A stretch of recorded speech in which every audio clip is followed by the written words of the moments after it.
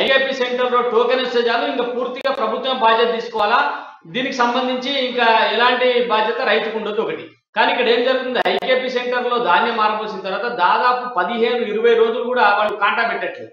కాంటా పెట్టకపోతే తడిసినటువంటి ధాన్యం అంతా కూడా నష్టపోతా ఉంది. మనం చూసినాం ఐకేపీ సెంటర్‌లలో వర్షం పడితే వడ్లన్నీ మన కాలువలలో కొట్టుకుపోతున్నటువంటి అనేక దృశ్యాలు మనం చూసినాం. కానీ ఇక్కడ ఇంకోటి జరుగుతుంది ఏంటంటే ఐకేపీ సెంటర్ నుంచి రైస్ మిల్లుకు చేరే బాధ్యత కూడా రైతు పైన పెడతా ఉన్నారు. దానికి సంబంధించిన రైతే కట్టుకోవాలంటున్నారు. తర్వాత అక్కడ రైస్ మిల్లు దించేటువంటి హమాలీని వేస్తా ఉన్నారు. ఎట్లా చూడాలి దీన్ని అరికట్టాలంటే ప్రభుత్వం ఏం చర్యలు తీసుకుంటే బాగుంటుంది? చెప్పాను కదా, స్పష్టంగా ప్రతి 3-4 సంవత్సరాలు జరుగుతుంది. అంటే వడ్ల పంట చాలా ఎక్కువ వస్తుంది గత 3-4 సంవత్సరాల నుంచి. ఊహించిందే కదా అంటున్నాను నేను, ఊహించింది కాదు కదా. వేసంగిలో వరి వేయొద్దు ఇవన్నీ మనం చేయాలి. కానీ రైతు తన అనుభవం ద్వారా పంట పండించుకుంటాడు తప్ప బయట వాళ్ళకి సంబంధం లేదు కదా. కనుక దీన్ని ఏం చేయాలి? ఐకేపీ సెంటర్లలో నేను కొంచెం మోడరేట్ చేసి చెప్పాను. నిజంగా టోకెన్ ఇవ్వగానే అక్కడికి టోకెన్ పెట్టుకోవాలి. టోకెన్ నెంబర్ ఇస్తున్నారు అంటే ఖచ్చితంగా ఆ రోజు వాళ్ళు జోక్కోవాల్సిన అవసరం ఉంది. మీరు అన్నట్టు వారం 10 రోజులు అవసరం లేదు. రెండోది రైసింగ్ దాకా చేర్చేసే బాధ్యత వాళ్ళది ఎందుకైతుంది? కాంట అయిన తర్వాత వాళ్ళదే సమస్య లేదు. ఇంకా మీరు అన్నట్టు అంతకుముందు డిమాండ్ చేద్దాం. కనీసం అంత అధ్వానంగా నడుస్తున్న దానిలో కనీసం ఇట్లా టోకెన్ ఇవ్వగానే ఒక రోజు కాకపోతే 2వ రోజు అయినా కాంటా కావాలి. ఒక్కోసారి ఎక్కువ వచ్చినప్పుడు ఆ రోజు సాధ్యం కాదనుకోండి, తెల్లారైనా కాంటా పెట్టుకోవాలి కదా.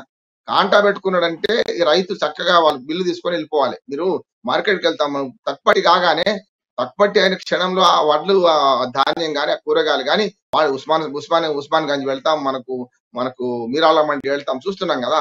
తక్కువటి కాగానే వ్యాపారస్తులు ఎట్లా స్వాధీనం చేసుకుంటారో వాళ్ళ ఇష్టం, తడిచినా మంచిగున్నా లేకుండా వాళ్ళ ఇష్టం, వాళ్ళ బాధ్యత ఎట్లయిద్దో ఇక్కడ కూడా ఐకేపీ కేంద్రాలు సరిపోవడం లేదు.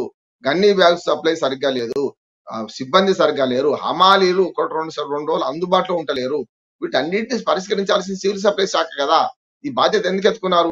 మొత్తం కలిస్తే గన్నీ బ్యాగ్ నుంచి మొదలు పెడితే కమిషన్ తో కలిస్తే ప్రతి క్వింటాలు వడ్లకు 5-6% కమిషన్ తీసుకుంటున్నారు అన్ని రకాలు కలిపితే. మరి ఇవన్నీ ఖర్చులు కేంద్ర ప్రభుత్వం ఇస్తుంటే, ఎఫ్సిఐ ఇస్తుంటే ఎందుకు తాత్సారం చేస్తున్నారు? అందుకని సివిల్ సప్లై శాఖ పూర్తిగా విఫలమైంది.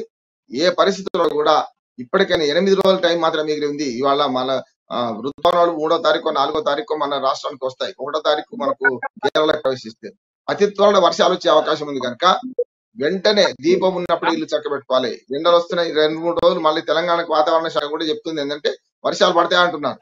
మరి ఈ స్థితిలో ప్రభుత్వం నిమ్మకు నీరెత్తినట్టు అయితే అవుతుంది, పోతే పోద్దంటే చివరి రైతు నష్టపడతారు. రైతు ఏడిచిన వ్యవసాయం బాగుపడదు. ఎద్దు ఏడిచిన వ్యవసాయమును మన రైతు ఏడిచిన రాజ్యం బాగుపడదంటారు. అది కష్టం అవుద్దని నేను అంటున్నాను.